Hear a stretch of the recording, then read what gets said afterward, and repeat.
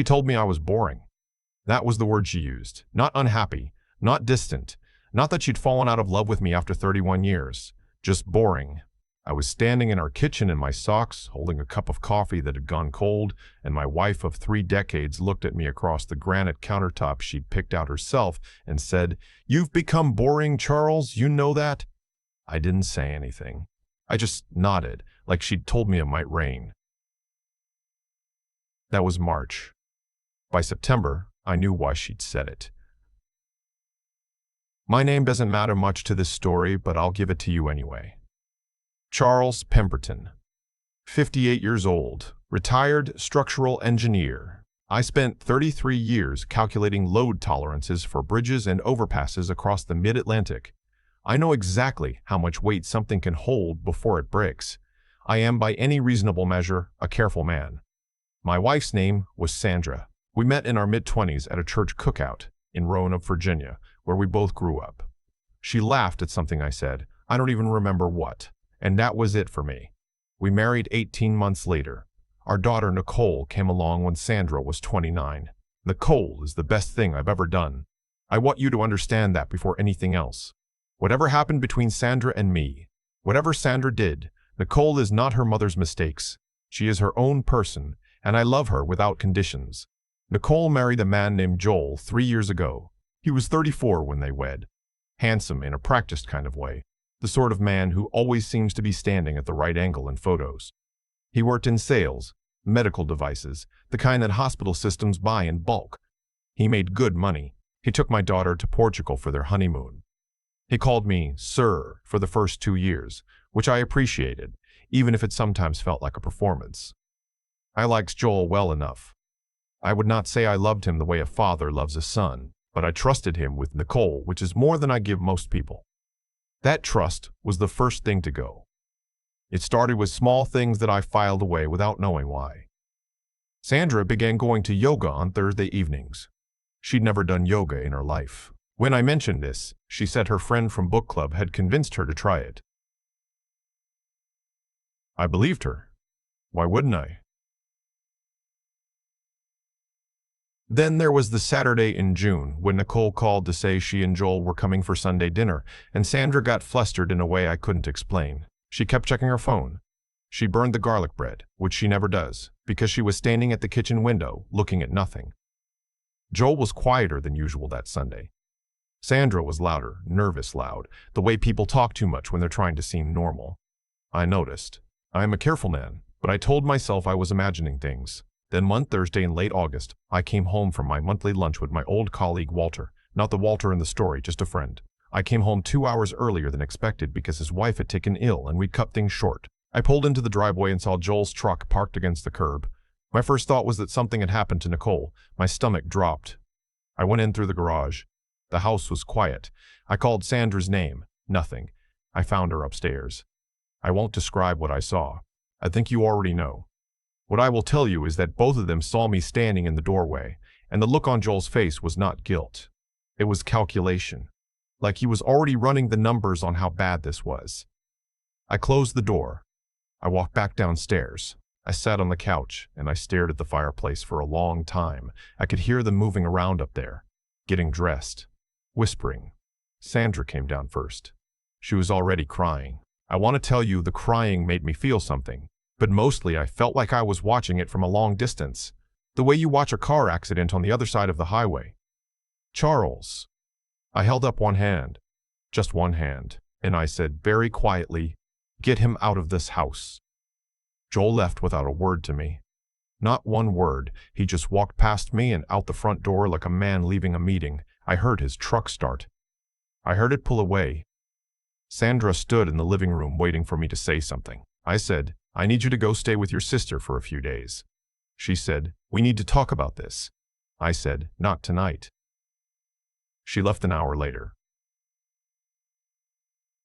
I sat in that house alone for the first time in 31 years, and I thought about load tolerances, about what holds and what doesn't, about the math of things that look solid from the outside. Here is what I did not do. I did not call Nicole. I know some of you are thinking I should have. Maybe you're right. But Nicole loved Joel. She was building a life with him. And I had learned, in 58 years of living, that you cannot unhear certain things. Once I told her, her world would change permanently. I wasn't ready to do that without being certain of what I wanted to happen next. So I waited. I am a careful man. I called my attorney the next morning. His name is George Hamill, and he's been my personal attorney since 2009. He is not a divorce lawyer by specialty, but he knows the right people. Within 48 hours, I was sitting across from a family law attorney named Patricia Sloan, one of the best in our county, I was told. She was in her 50s, direct, and did not seem impressed by anyone's drama. I liked her immediately. "Tell me everything," she said. So I did. Sandra and I had built a reasonable life together. We owned our home outright, paid off the mortgage in 2019, something I was quietly proud of. We had retirement accounts, a joint savings account, and some investments I'd managed over the years. By most measures, a comfortable upper-middle-class situation, the result of 30 years of careful choices. Virginia is an equitable distribution state. That means marital assets are divided fairly, not necessarily 50-50, but according to what's equitable. Patricia explained that fault, including adultery, can be considered in property division in Virginia. This was relevant, but more relevant was something I'd done 6 months before, completely by coincidence. In February, I had moved a significant portion of my personal investments, assets that had been solely in my name before our marriage, and had remained separate throughout, into a dedicated account. I'd done this because I was in the process of rebalancing my portfolio ahead of retirement. It was housekeeping, nothing more. But those assets, properly documented as separate property, were mine. They had always been mine. Patricia reviewed everything and then looked at me across her desk. "You're in a better position than most men who walk through that door," she said. I nodded. I was beginning to understand the shape of what was coming. Sandra came home after 4 days at her sister's in Charlottesville. She was calmer, composed even. She sat across from me at the kitchen table, and she talked about our marriage like a project that had run its course. She used words like disconnected and unfulfilled and growing apart. She did not mention Joel. I did not mention him either. She said she thought it would be best if we divorced. I said I agreed. She looked a little surprised at how quickly I agreed. I think she had expected a fight, or tears, or something. I said, "I'll have my attorney reach out to yours." She said she hadn't retained an attorney yet. I suggested she do so. 2 weeks later, she had. His name was Edward Croft. He was, I later learned, considered aggressive in negotiations. Sandra had clearly done some research. Here is what I did not tell Sandra, that I had been speaking with Patricia Sloan for 3 weeks by that point, that I had gathered every financial document in our home, tax returns, account statements, deeds, investment records, and had them organized and reviewed. That I understood, down to the dollar, what our marital estate looked like and what my separate property position was. I let her believe I was just a retired engineer who didn't understand the process. I am a careful man. The months between September and January were strange. Sandra and I lived in the house together while the legal process moved forward, the way divorcing couples sometimes do when neither party wants to be the one to leave. We were polite to each other. We ate dinner separately. We watched different televisions in different rooms. It was like living with a very courteous stranger. I saw Joel's truck on my street twice during that period. He wasn't coming to the house. He wouldn't have dared. But I think he was driving past, checking, seeing what was happening. I thought about what I would say to Nicole. I practiced different versions of it in my head, the way I used to go over calculations twice to make sure there were no errors. In November, Sandra's attorney made their first proposal. It was ambitious. The split they suggested on the marital assets was weighted significantly in Sandra's favor, based, I assumed, on the logic that I had been the primary earner for most of our marriage, and on an overstated estimate of total assets that included some things that were not, in fact, marital property. My attorney responded, back and forth, the usual process. What Sandra did not know, what her attorney did not know, was that my separate property, properly documented, was not on the table. What remained as true marital assets was significantly less than they had assumed. I remember the afternoon Patricia called me to say that Sandra's attorney had finally reviewed all the documentation. There was a pause before she spoke. "They're recalibrating," she said. "How much?" I asked. "Considerably," she said. I sat with that for a moment. "Good," I said. The actual signing was scheduled for a Wednesday in January. I drove myself to the attorney's office, a building downtown I passed 100 times without ever going inside. Sandra was already there when I arrived, seated next to Edward Croft. She was dressed carefully. She looked like a woman who expected to leave with something. We sat across from each other with attorneys between us like a river. The paperwork was reviewed. Patricia had walked me through every page twice. I knew what I was signing. I had known for months. What I remember most about that morning is how Sandra kept glancing at me, waiting for some reaction, some emotion, some sign that I was suffering. I think she needed that. I think she had constructed a version of events in which I was the obstacle, the boring husband, and she was finally breaking free. She needed me to confirm that by falling apart. I didn't fall apart. I signed the documents calmly. I asked one clarifying question about a date. I thanked the attorneys for their time. When it was over, Sandra's attorney leaned over and said something to her quietly. I watched the expression on her face change. It was like watching someone step onto ice they thought was solid and feel it shift beneath them. She had expected more than she got, considerably more. She looked at me. I held her gaze for a moment. I did not smile. I didn't feel triumphant exactly. I felt very tired and also strangely clear, the way the air feels after a hard rain. I said, "I hope you find what you're looking for, Sandra." Then I picked up my copy of the documents and I walked out. I told Nicole that same evening. I drove to her house. She and Joel had a place in the suburbs, about 20 minutes from where I lived. I had called ahead and asked if I could come by. She said, "Of course, Dad. Is everything okay?"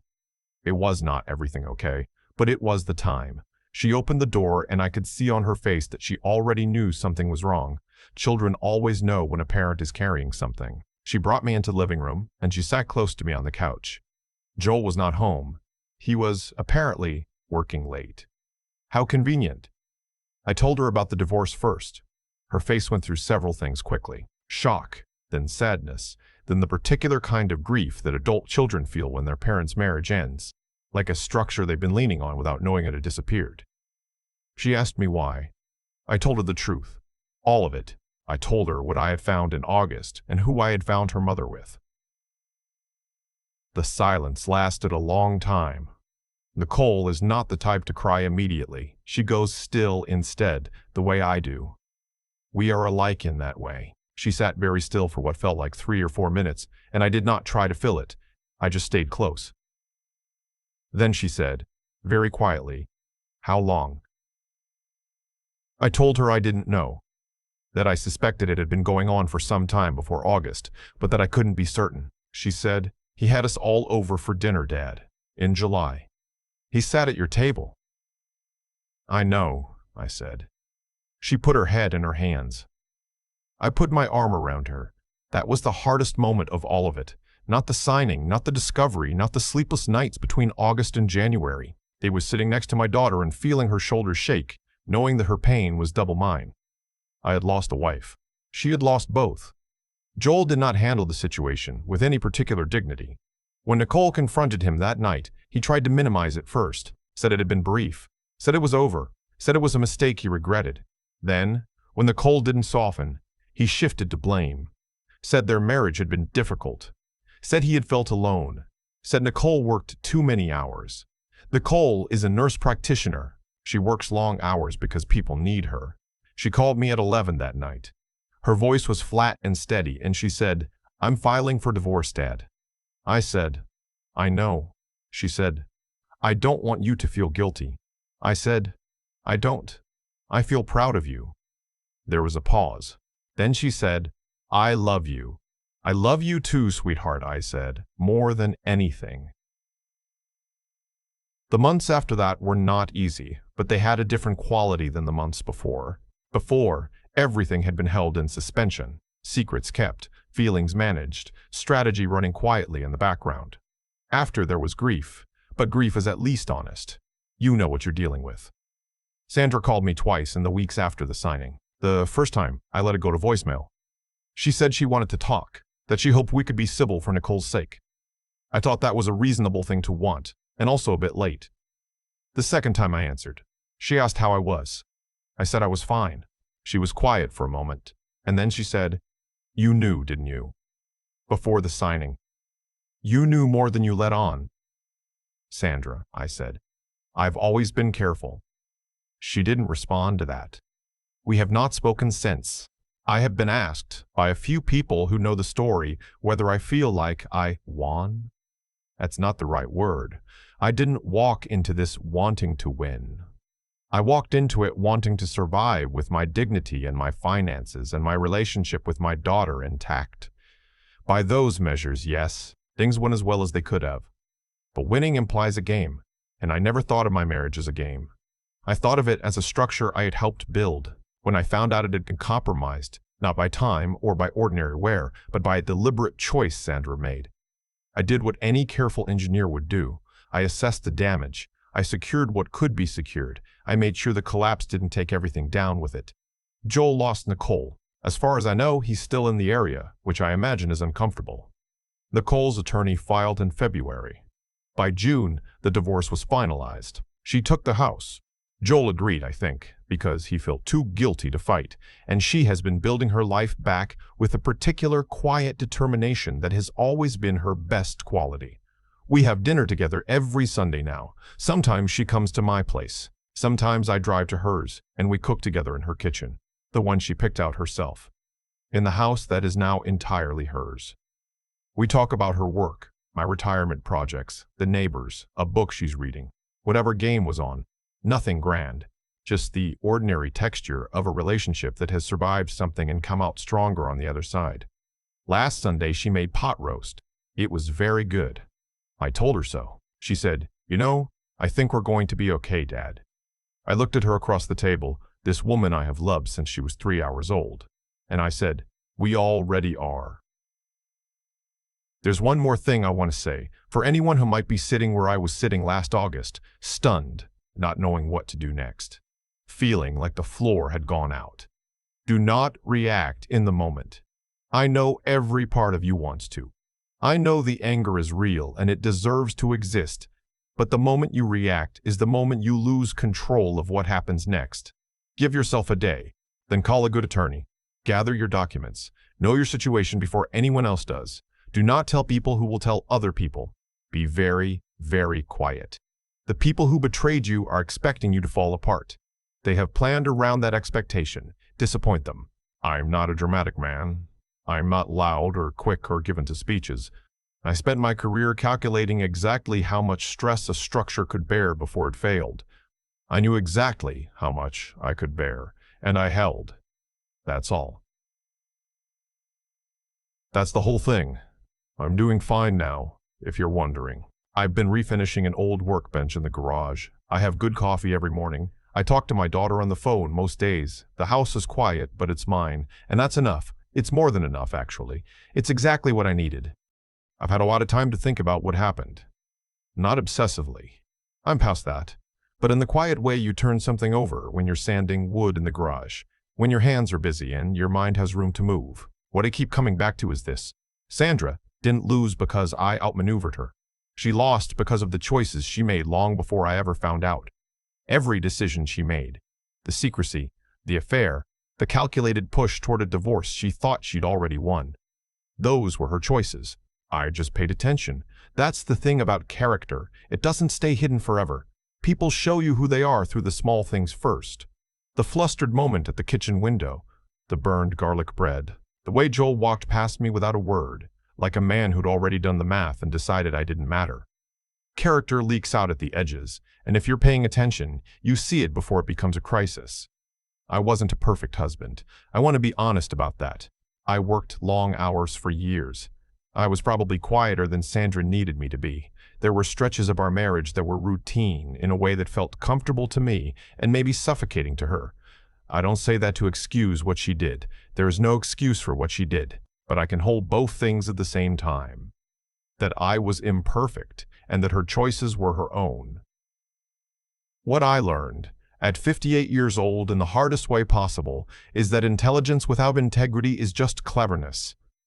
Joel was clever. He knew exactly how to present himself. The right handshake, the right smile, the way he called me, sir, like it meant something. Sandra was clever too, in her way. She thought she had calculated everything. She thought she knew how the ending would go. But neither of them were wise. Wisdom is slower than cleverness. It doesn't announce itself. It just keeps showing up, doing the quiet work, making sure the foundation is solid before anyone else notices the ground is shifting. Nicole has that. She always has. Watching her go through this, the betrayal, the divorce, the rebuilding, and still show up to work every day, still make pot roast on Sunday, still call me most mornings just to talk. That's not something you manufacture. That's character built over years of choosing the right thing when it would have been easier to choose something else. What I want to say to anyone who's sitting in the dark right now, trying to figure out what to do next, is this. The steadiest thing you have is your own judgment, not your anger, your judgment. Your anger is real and it belongs to you, but it will spend itself out in a week. Your judgment, if you've been building it your whole life, will still be there when the anger is gone. Be quiet. Be careful. No more than you let on. Not to be cruel. Not for revenge. But because the situation requires it, and you are capable of it. I refinished that old workbench. It took me 3 weekends. I stripped it down to bare wood, checked every joint, replaced 2 boards that had gone soft. Then I rebuilt it properly, the way it should have been built in the first place. It's solid now. Exactly what it should be. So am I.